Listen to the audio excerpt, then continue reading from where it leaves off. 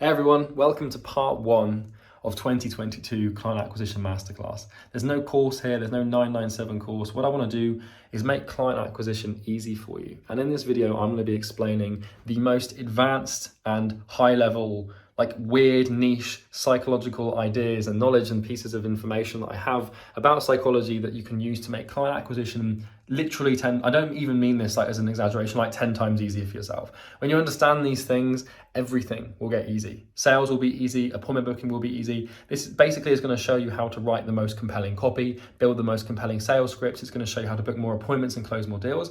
My mission with this channel is to make client acquisition easy. That's why I'm here. And I've got no 997 course. There's no like little low ticket course for you to buy. We only work with established people, so don't worry. So basically this is a 3-part video series. I'm going to be posting the 3 parts over the next few days. This is probably one of my best pieces of content to date in terms of value delivering in such a short period of time. So I recorded the whole video in about 50 minutes, so I'm like 50 minutes, so I'm just gonna be cutting it in. And I hope you enjoy it, I hope you derive value from it. I really hope you find it useful. I've used this stuff to book myself literally thousands of appointments and sign like 700 high ticket B2B deals, both across an agency and a coaching business. So I hope you enjoy it. I'm gonna hop into the video and the content now, and I will see you in part 2. Human beings are extremely predictable by their nature, and there are things you can look for and rules you can understand. And if you sort of implement those rules and those things into your paradigm and the way that you see the world, then when dealing with humans, you'll find it very easy to predict their behavior, and not only predict their behavior, but influence their behavior and put them in front of wrap stimulus, like words or things, in certain frames. And if you do it in certain ways, then you'll invoke certain responses. It's a really weird and interesting thing to understand. And the reason I'm making this video is because when you're writing email copy or doing sales calls or doing cold messaging or making YouTube videos, if you can unconsciously, without having to think about it, leverage cognitive biases to influence people to do things you want to do, then you're going to make more money and sign more clients. And in today's video, I'm going to explain this. This is really high level advanced shit. It's not going to be your typical sort of like, oh, make sure you include social proof in your copy. This is going to be more like very high level psychology.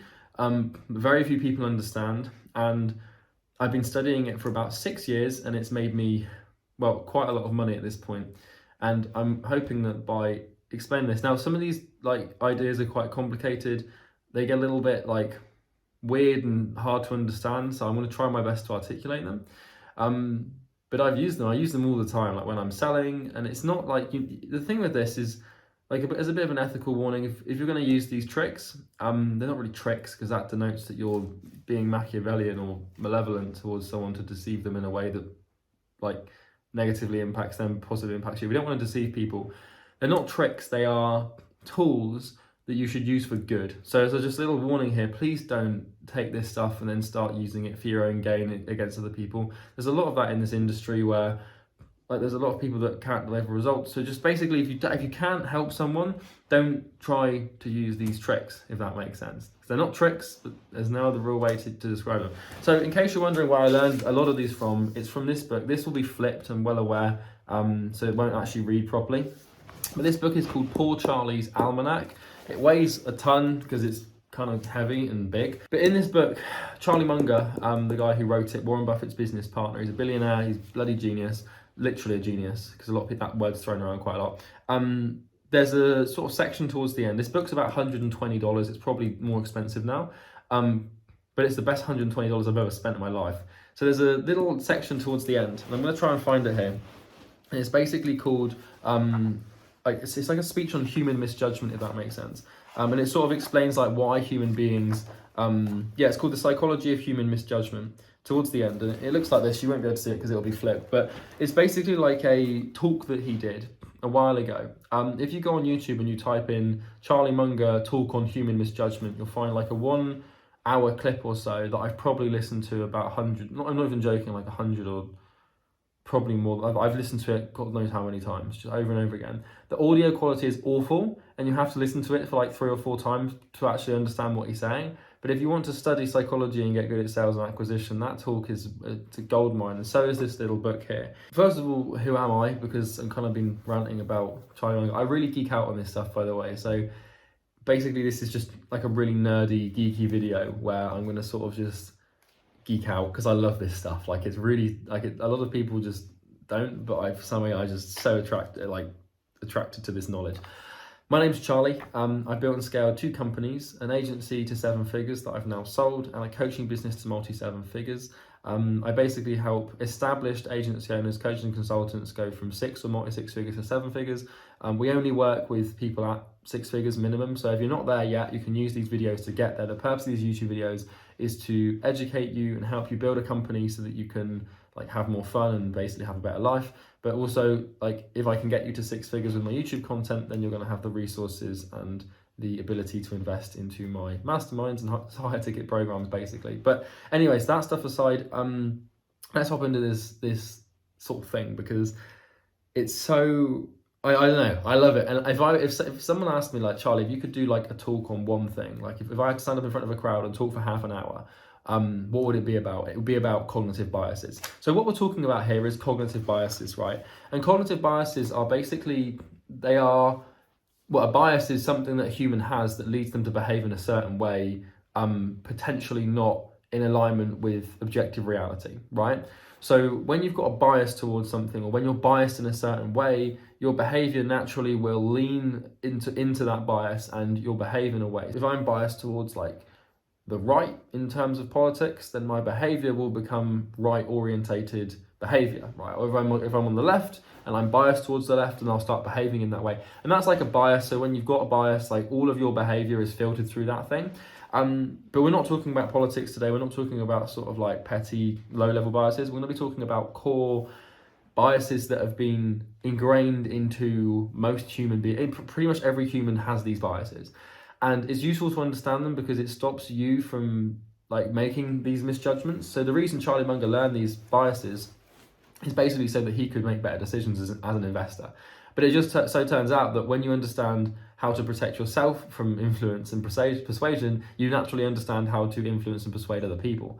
So one of the best ways to learn how to sell and do good things and write good copy and stuff, and not manipulate people, because manipulation has a negative association, but like help people who need to be helped but don't see that.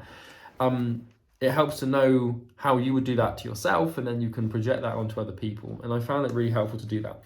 So this talk's called The Psychology of Human Misjudgment. And I'm going to basically walk you through some cognitive biases here, some high-level, deep psychological knowledge that very few people will understand. There's obviously going to be a couple of simple things in here. One of the best books you can read on this is Influence by Robert Cialdini. Basically, he goes into like 7 really important psychological points. There's a bit of an overlap here because that's where Charlie Munger got some of his knowledge from. But what I'm going to do is, I've got this sort of list here of there's 24, 25 cognitive biases that all lead into one big bias. So we're going to start with the big bias, and then we're going to sort of bring it back to the little biases. And I'm going to keep this focused and specific to just like appointment booking and sales, because that's what this channel is about, just about client acquisition. So effectively, what we're trying to achieve with cognitive biases and what we're trying to actually build and leverage is something called a lollapalooza tendency. Okay, so a lollapalooza tendency is basically, well, it's listed here, the definition is here: the tendency to get extreme consequences from confluences of psychological tendencies acting in favor of a particular outcome. So in English, what that basically means is it's when you have an aggregation or a culmination of multiple different biases, all leading the human towards behaving in a certain way, and that human being behaving in that certain way in a rational manner, or a way that isn't objective with reality. So when you combine a mix, like one or two cognitive biases on their own, you don't really like get an effect. Like you will, like the behavior of the human will be like somewhat influenced, and they'll be somewhat biased to behaving in a certain way. But if you really want them to take an extreme action, like book an appointment or buy from you, it really helps to have these, like a Lollapalooza effect, which is where like you get this exponential result. It's not like 1 + 1 = 2. So if you get one bias and another bias, it doesn't mean that you've got like twice the power. It could mean you have 10 times the power. So cognitive biases they're basically exponential by nature. And you could have like 4 of them, and you might think that means you have like 4, like, 1 + 1 + 1 + 1 = 4, but it might be like 1 + 1 + 1 plus the other one would be plus 25, so it means you times the whole thing by 25. Obviously you can't boil like human psychology down to math. Well, you can to a degree, but not accurately, because it's far more abstract and intangible than that. It's beautiful by nature, and you can't really statistically analyze it unless you gather data. But with this, we're going to stop talking about that. So let's sort of go through here. So the first bias, there's 25 of these, but not all of them apply to appointment booking. Most of them will, but I'm going to stick to the ones that are the sort of most straightforward to understand and sort of explain this. So number one is reward and punishment super response tendency. So that basically just means incentives, and it means moving towards things that bring pleasure and that we want, and moving away from things that bring pain that we don't want. So the key to understanding how to move people is incentives. In fact, Charlie Munger says if you can be focusing on incentives, you shouldn't focus on anything else. And like what this means is how this applies to your email copy and your sales stuff is the focus should 80% of the time with your copy and your scripts and everything, you should be focused purely on the incentives. And what that is basically what people get from working with you. And I don't mean what people get in terms of Facebook ads. I don't mean what people get in terms of your nurturing campaigns or the copy that you write, or you know the Klaviyo knowledge you have in ecom, or like anything like that. They don't get that. Like that's not, people don't buy from you. The incentive isn't to actually obtain Facebook ads or to obtain some knowledge. If you're selling a course, it's like people don't buy my course to obtain like the Loom system we have that gets appointments, or the cold messaging thing. Like people buy it because of what that thing produces. And when you're selling or when you're booking appointments, the focus should be on the end incentive in mind. So not the means, but the end, if that makes sense. And the more focused you are on this, the better.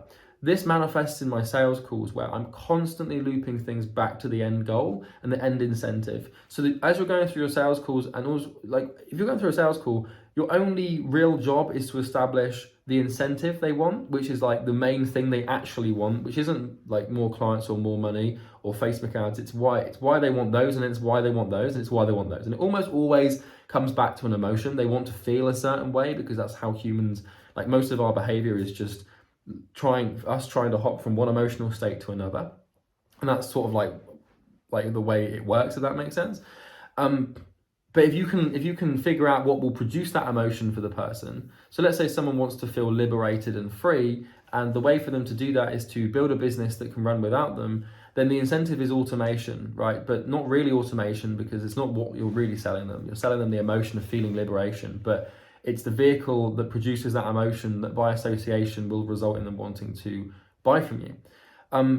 So that's incentives. And like all of my, like this is why I always say like a good offer is the best copy, because like if you want to just build a good outreach system, just focus on incentives.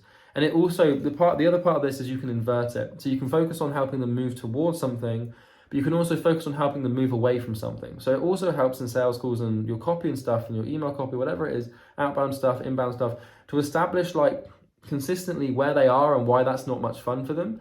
And you have this sort of contrast. Now that's another thing. This is the cool thing. These all of them overlap and it's beautiful. There's another one, bias 16, called contrast misinfluence tendency. And the contrast misinfluence tendency means that we have a bias towards misunderstanding things because we always have to compare things to other things. So like if you're looking at your current situation and you're not having much fun and it's painful, then when you look at your desired situation, you'll see it as amazing and everything that you could possibly want, because your current situation is so painful, the contrast of that is so extreme. Contrast is a really interesting thing to understand because like you can use this in your copy. You basically have to realize that human beings they never judge things standing alone, right? So you always judge it in contrast to something else. And when you can understand what this means and how this works, you can leverage like people's requirement for contrast of understanding, or they require contrast to understand, basically to do anything or decide on anything or judge anything. So if you're watching my YouTube channel here, you're not judging my videos and sticking around to watch these videos on their own. You're doing it because you feel like there's more value in these videos than there would be in other videos that you could watch, if that makes sense. So if you think Charlie's got a good channel, or Charlie's videos are great, or you might think Charlie's videos are awful, right? You're not going to be saying that because standing alone you think they're awful. You're going to be saying it because in contrast to other videos that you've watched, that thing is true. So you can't understand something without comparing it to something else. For example, if you don't understand, let's say if I said to you, how many Turkish lira do you need to have, it's the currency they use in Turkey, how much Turkish lira do you need to have to buy an iPhone? Or would like 16,000 Turkish lira be enough for you to buy a water bottle, right? Like, the only way for you to understand is to have a contrast and to compare that to your current currency. So if I said to you, how much Turkish lira would you need to buy an iPhone? If you're not from Turkey, you probably wouldn't know. So you then probably have to go on Google and be like how much is an iPhone? And then, okay, well, 1,000 USD to Turkish lira, and then you'd know. So this is the contrast thing, and it helps if you want someone to really understand and really fall in love with what you're doing. It helps to build something they hate. And so, like, if you can build a really painful situation on a sales call, or if you can build that sort of contrast in your email copy or your outbound copy or your inbound systems or your ads, then what you can do is, like, if the negative is really extreme, then the opposite, the positive, will be even more extreme. So if you want someone to fall in love with the idea of working with you so that they can unlock something in their life that they've always wanted, it helps to do that standing alone, but it also helps to contrast that feeling and that emotion against something extremely negative. And it gives way more credence and believability and power to the emotion that's positive that they want to buy. And likewise, the more they have love for the thing they want, the more they hate the situation they're in. So these two things, like where you are and where you want to be, they work in this sort of relationship of contrast, and everything works in a relationship of contrast. So when you're writing, when you're building acquisition systems and when you're creating things that persuade people and lead them to make decisions that they otherwise would not have made, and you want to instill these biases into people, understand the only way they're ever going to know what you're talking about or truly understand the premise of your sales argument or come to agreement with it is if they have something to contrast it to. So if you're doing sales calls and we've had people buy from us before because of like the sales process. And this sales process is so good. And I know that they're not saying it because it's good standing alone. I know they're saying it because they've already bought from other people in the past with an awful sales process. This also happens with our program. People hop into our program and they say it's the best thing they've ever bought in the world. And it's the best thing because they've been through things that are worse, if that makes sense. So contrast, just an understanding. If you pin that into your paradigm and try to think about it for a while, you'll start to see how it manifests into your own life. And your goal with these cognitive biases, before you can use them to convince other people and persuade other people and create biases that lead them to take actions that benefit you in an ethical way, by the way, you must be doing that, you should understand how you have them. If you can understand how contrast happens in your mind and how that's led to you making irrational decisions or how that influences your life, then it's by understanding yourself, if that makes sense, and how it applies to you, that you can then proceed to project that and do it with other people. So the first step to these cognitive biases and implementing them, it takes years to really get good at this stuff, but doing it, like figuring out how that applies to you in your own life, it sort of then helps you realize. So that's the good thing. All right, so that's the end of part one. Might seem like it's just sort of cut off randomly, but I recorded this in one big sitting, intended to upload it as one big video, but I figured like if we put it into digestible chunks, it kind of just makes it easier. So that's part one finished. Next couple of days, I'll post part two. What I'd like you to do now is comment below and comment your favorite bias, like the main thing that I talked about, whatever you derive the most value from. I hope you enjoyed this video. Do subscribe and comment and like it and do all that fancy stuff. If you find it useful, you can subscribe. And if you're an established agency owner, coach or consultant making 6 figures or more, you can click the first link in the description. Hope you find it useful. Talk to you later.